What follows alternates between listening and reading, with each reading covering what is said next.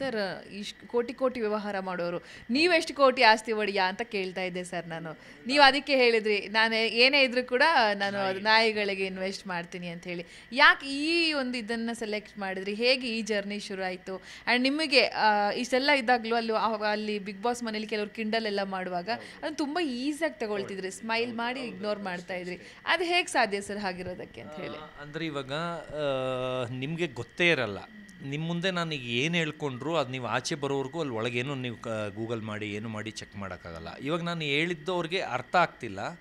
Plus ಈಗ ನಾನು ಆ ಬ್ಲೇಸರ್ ಬಗ್ಗೆ ಹೇಳಿದ್ರು ಎಲ್ಲ ಕಿಂಡಲ್ಲಾಗಿ ಮಾತಾಡಿದ್ರು. ಆದರೆ ಈಗ ಬರೋರಿಗೆ ಎಲ್ಲರಿಗೂ ಕೈ ಕೊಟ್ಬಿಟ್ಟು ಲೇಡೀಸ್ಗೆ ತೋರಿಸ್ತಾ ಇದ್ದೀನಿ.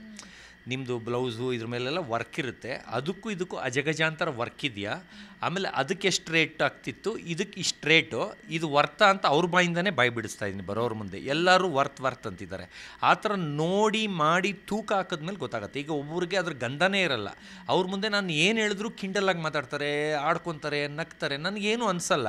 ಈಗ ತಿರ್ಗಾ ಅವ್ರು ಆಚೆ ಬಂದಮೇಲೆ ಅದನ್ನು ನೋಡಿದಾಗ ಅದು ಪ್ರೂವ್ ಆದಾಗ, ಇವಾಗ 5,000 ಚಾನಲ್ಲು 125 ಕಂಟ್ರಿ ಅಂದರೆ ಹಿ ಅಂತ ಅಂದರು. ಆದರೆ ಏನು ಇವನು ಅಷ್ಟು ದೊಡ್ಡ ಮನುಷ್ಯನ ಅಂತ.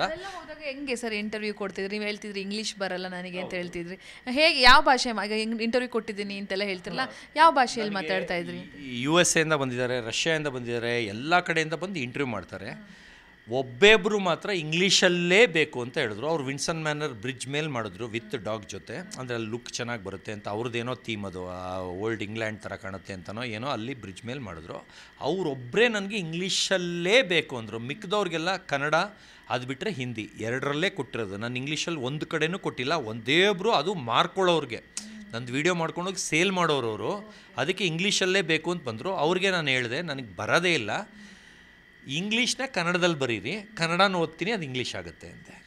ಅಂದರೆ ಹಿಂದೆ ಬರೆದು ಇಟ್ಕೊಂಡ್ರು, ಕ್ಯಾಮ್ರಾ ಹಿಂದೆ ಅವ್ರು ಇಟ್ಕೊಂಡಿದ್ರು, ನಾನು ಅದು ನೋಡಿಕೊಂಡು ಓದ್ತಾ ಇದ್ದೀನಿ. ಅಂದರೆ ಅದು ಕನ್ನಡನೇ ಇದ್ದಿದ್ದಲ್ಲಿ, ಆದರೆ ಇಂಗ್ಲೀಷ್ ಥರ ಇಲ್ಲಿ ಕೇಳಿಸ್ತಿತ್ತು. ಅದು ಎಷ್ಟು ಮಟ್ಟಕ್ಕೆ ಕ್ಲಿಕ್ ಆಯಿತು, ಫ್ಲಾಪ್ ಆಯಿತು ಗೊತ್ತಿಲ್ಲ. ಯಾಕಂದರೆ ಅವ್ರು ಎಲ್ಲ ಹಾಕ್ಕೊಂಡ್ರು, ಯಾರಿಗೆ ಮಾರ್ಕೊಂಡ್ರು, ಅಂದರೆ ಮಾರೋರವರು ನಂಗೆ ಗೊತ್ತಿರಲಿಲ್ಲ. ಅಂದರೆ ನಮ್ಮದೆಲ್ಲ ಫುಟೇಜ್ ತೊಗೊಂಡೋಗಿ ಸೇಲ್ಗೆ ಕೊಡ್ತಾರಲ್ಲ ಅಲ್ಲಿ ಫಾರಿನಲ್ಲಿ, ಆ ಥರ ಅವರು ಇಂಗ್ಲೀಷಲ್ಲೇ ಬೇಕು ಅಂದಾಗ ಕನ್ನಡದಲ್ಲಿ ಬರೆದು ನಾನು ಇಂಟರ್ವ್ಯೂ ಕೊಟ್ಟಿದ್ದೀನಿ.